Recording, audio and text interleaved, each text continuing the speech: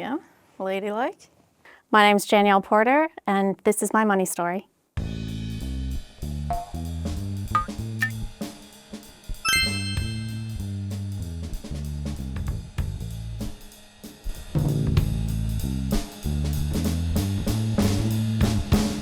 I'm feeling more confident, but I know that there are certain things that I will need to look out for, particularly as a woman. I have extreme longevity in my family. I have a great-grandmother who lived to be over 100, and I have a grandmother who lived to be well into her 90s.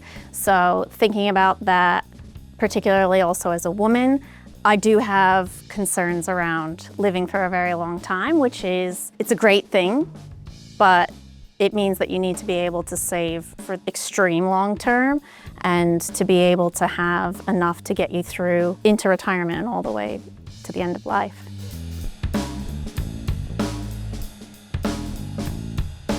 I think I'd tell my younger self to save, to start saving earlier, to put away a bit for a rainy day, to put away a little bit for fun, and to put away a bit for the long term.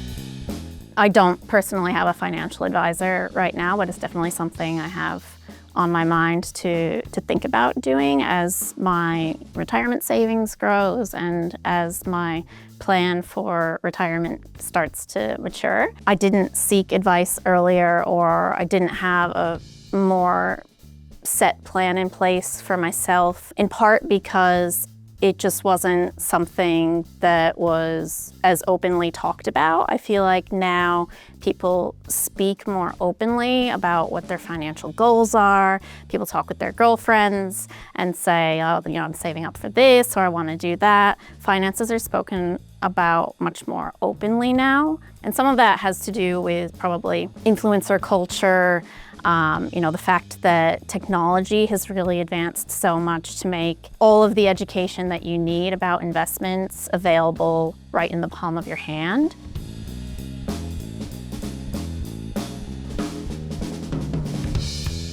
I think consistency is key. There's going to be different seasons of your life where you may be able to save a little bit more, or you may have to spend more on the personal and home front. But when you have a plan for consistently investing in your future, whether it's through your individual investments or specifically into your superannuation, that when you have that plan, it helps you stick to it.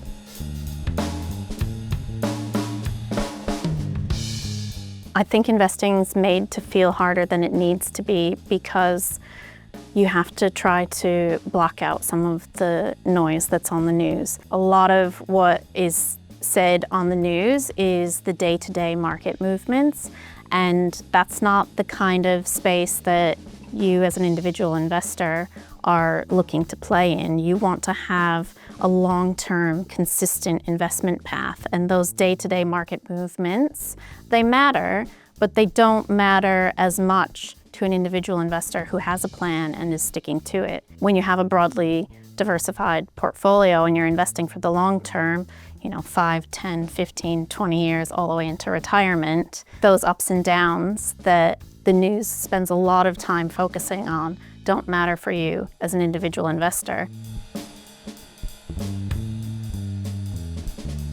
I think there's a few of them that get thrown around with the barbecue chatter a lot. One of them is, I don't know enough about investing to get started. And the other one is probably, I don't have enough money to get started with investing. I think especially the latter one, I don't have enough to get started investing, is a huge myth, because if you're here in Australia, you already have superannuation, so you are an investor in something, so you better start paying attention, or at least know where your super is invested.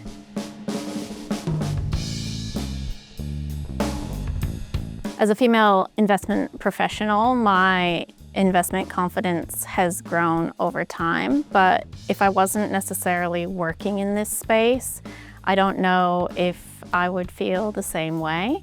A lot of conversations that I have with friends or with peers is that they don't know where to get started, or money is difficult to talk about at home, or someone else makes the decisions, and you really don't want to be on the back foot when it comes to your finances and your savings and your investments. You need to take charge. You need to be an active part of those discussions and building that wealth for yourself and your family. A lot of women are now the primary earners in a household where the household is 2 people, or find themselves as the primary earner in a household where they are the head of that solo household. So you really need to set yourself up for the future and make sure that everything is in line the way you want it to be as well.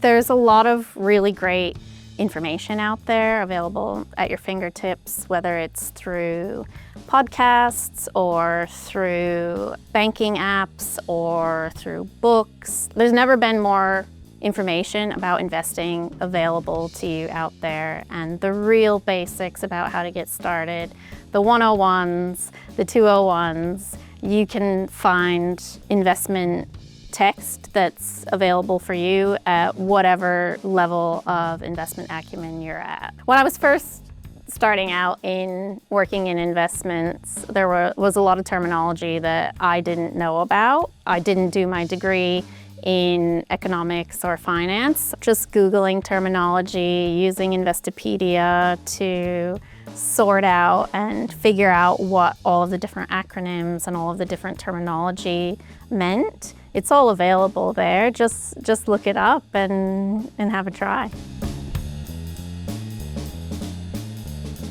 I'm very thrifty. I love finding a bargain at the op shops and looking for secondhand clothes.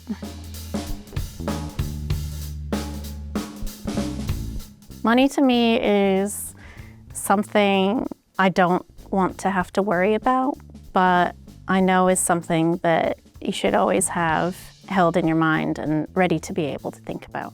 The best thing about money is it's never been easier for you to take a position when it comes to your investments for yourself.